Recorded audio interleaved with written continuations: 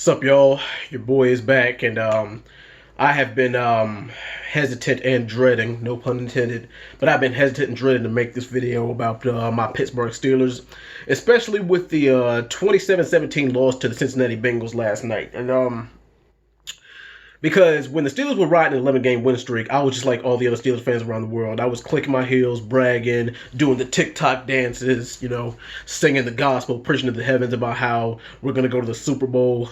But in the last 3 weeks, hell, in the last 4 weeks, even with the win over the our last win was over the it was over the Baltimore Ravens, and that was a home game. Now, do I am I gonna subscribe to what everybody's been saying about the Steelers, about how, oh, the Steelers are frauds, they're fakes, they're phony, they've been exposed, they're not as good as their record says they are, they're going to go one done in the playoffs, all this. And the thing is, a lot of people have been asking me where I've been for the past couple of weeks. I haven't spoke on it because of the losing streak the Steelers have been on, but damn it, I got time today. Now, as far as whether the Steelers have been exposed or not, is it time, with the 3-game losing streak and with the schedule not getting any easier coming up and with the playoffs coming, because they already sealed a playoff spot, but have their victories has that undefeated streak and their victories up to this point been hollow? Let's start with the positives first. First, I'm going to say no. Nobody is 11-0. You don't go 11-0 by mistake. That's not an accident. That doesn't just happen. That comes from skill, good coaching, patience, the other team making mistakes. And a lot of people say, oh, well, the Pittsburgh Steelers have a cream puff schedule. Well, it's hard to have a cream puff schedule with our schedule being moved around with the whole COVID crap going on and the injuries to our own squad. And a lot of people say that you can't really use injuries as an excuse, as a crutch, no pun intended also. They say you can't really use injuries as an excuse because everybody has them, which, I'll buy that for $1. I can agree that injuries aren't really that much of an excuse. But the thing is, when certain players are not on the field as opposed to certain players being on the field, you notice it. But here's what kills me. How, the fact that we lost to a Joe Burrow-less Cincinnati Bengals team last night. The thing is, they call them trap games for a reason. Basically, a trap game is a team that on paper you should beat easily, but what happens is that the team they underprepare, the coaches underestimate them, and they overlook them, and then the game ends up being closer than what it's supposed to be, or you end up just dropping the game altogether. And that is what happened, as opposed to Cincinnati being the better team.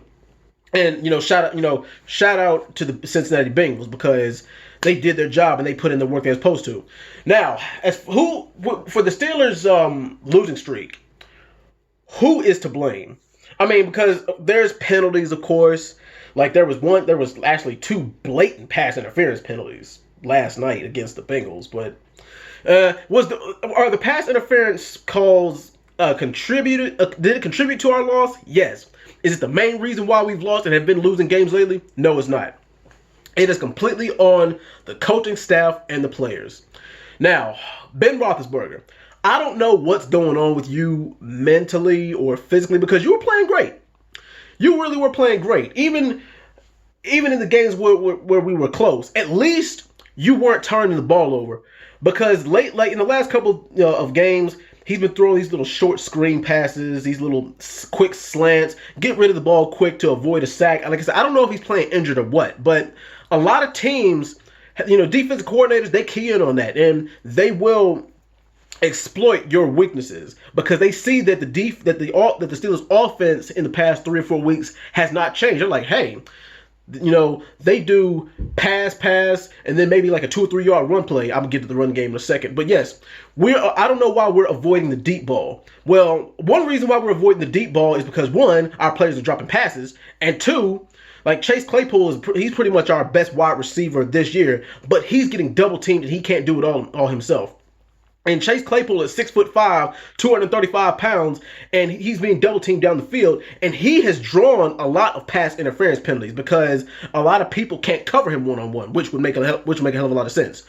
Now, as far as Deontay Johnson dropping, passes, and James Washington maybe dropping a pass or two, Eric Ebron dropping passes, and us not using Vance McDonald to the full of his abilities. Vance McDonald, he might not be the fastest he might not be the fastest tight end, but the thing is, he can get you your extra yards and he fights for them, which he's shown. Why we're not utilizing him more, I don't know. We need to be a little bit more creative with our schemes and use, we need to rotate players. Not only will rotating players keep the defenses guessing, but it will also reduce injuries and keep our players a hell of a lot more healthy. That's the thing. And people was like, well, where's Derek Watt? Where's Derek Watt? Well, now Derek Watt is concussed, and he's going to be out for another 2 or 3 weeks. So now we really won't get any use out of Derek Watt, if we did before.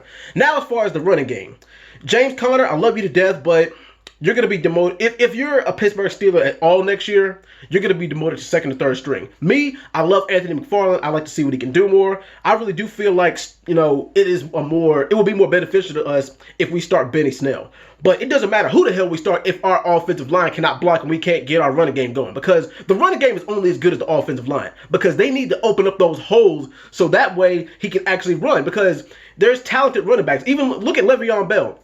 Le'Veon Bell, he's a talented running back. But even when he was in his prime with the Pittsburgh Steelers, he wouldn't have got anywhere near as much yards if, people call him a patient runner. Why do you think he's patient? Because he was waiting for the O-line to open up lanes for him and open up blocks just so he can make that 10, 15, 20-yard run. Hell, maybe even break for a 50-plus yard run for a touchdown.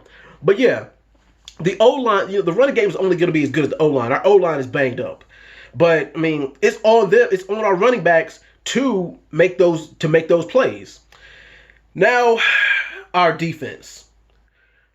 The thing is, our front four, our front seven, our linebackers, they have done a great job. The thing is, we're not number one defense in the league for a reason, as far as sacks, as far as passes defended, as far as forced fumbles and fumble recovery. We're number one for a reason, but lately we haven't shown that. One of the reasons why is because of injuries. We're missing Devin Bush, we're missing Bud Dupree. Robert Spillane, he was the guy who we called on. We called his number when Bud Dupree was injured. I mean, not when Bud Dupree, when Devin Bush was injured. And now that Bud Dupree's out, we got to rely on Alex Highsmith.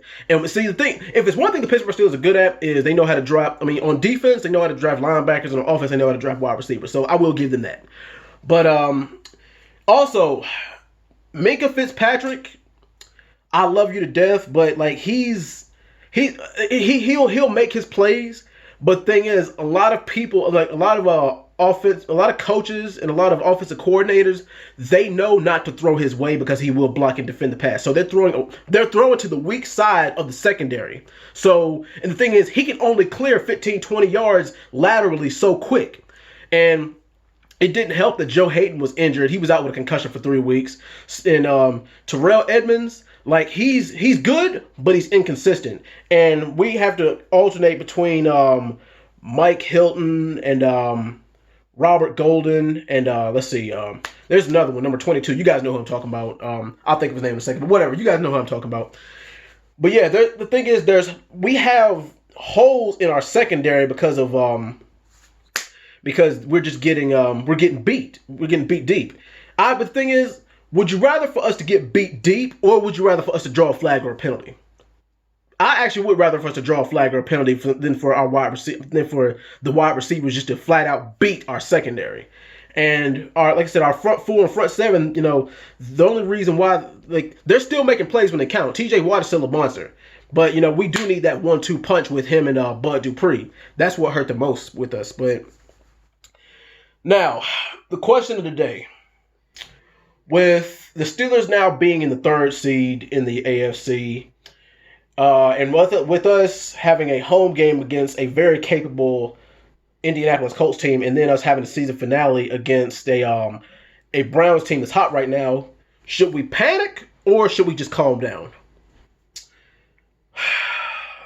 That is a question I leave up to you guys.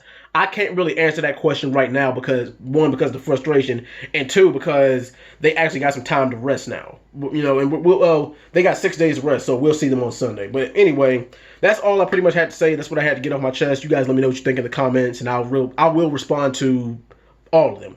Anyway, I'm out, guys. Thank you for watching. Peace.